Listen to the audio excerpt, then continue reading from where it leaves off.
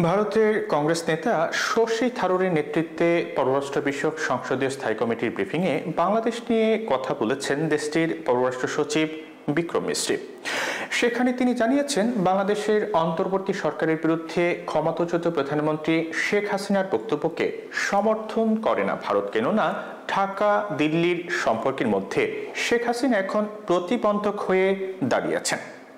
সম্প্রতি ঢাকা সফর শেষে সংসদীয় স্থায়ী কমিটির বৈঠকে সফরের বিস্তারিত তুলে ধরেন ভারতের পররাষ্ট্র সচিব। এ সময় বিক্রম মিশ্রি বলেছেন, বাংলাদেশের সঙ্গে ভারতের সম্পর্ক একক কোনো রাজনৈতিক দল বা সরকারের মধ্যে সীমাবদ্ধ নয়।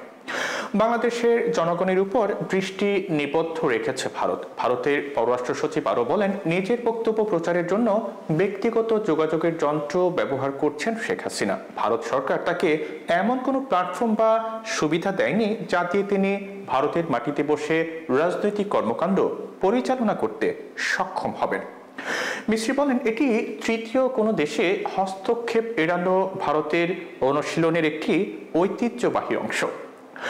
ভারতে থেকে প্রফেসর ডক্টর মোহাম্মদ ইউনূসের নেতৃত্বাধীন অন্তর্বর্তী সরকারের বিরুদ্ধে ভিডিও বার্তা দিচ্ছেন শেখ হাসিনা। তার এই কর্মকাণ্ডের বিরুদ্ধে বিক্রম মিশ্রির বক্তব্য বেশ তাৎপর্যপূর্ণ বলে উল্লেখ করেছে ভারতীয় সংবাদ মাধ্যমগুলো। এই সপ্তাহের সোমবার ঢাকা সফরের সময় বাংলাদেশের সঙ্গে ঠিক কী কথা হয়েছে তা সংসদীয় কমিটির বৈঠকে তুলে ধরে বিক্রম মিশ্রি বলেন, বাংলাদেশ সরকারকে তিনি জানিয়েছেন যে বাংলাদেশ ভারত সম্পর্ক একক কোনো রাজনৈতিক দল বা নির্দিষ্ট সরকারের উপর নির্ভর করে না, বরং জনগণকে অগ্রাধিকার দিয়ে বর্তমান সরকারের সঙ্গে সম্পর্ক বজায় রাখবে ভারত।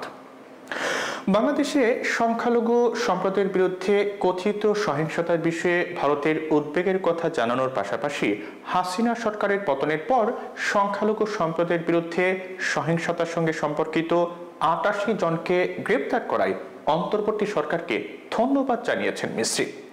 সূত্র বলছে, মিশ্রি মনে করেন যে তার সফরের পর ভারত বাংলাদেশ সম্পর্কের উন্নতি হয়েছে।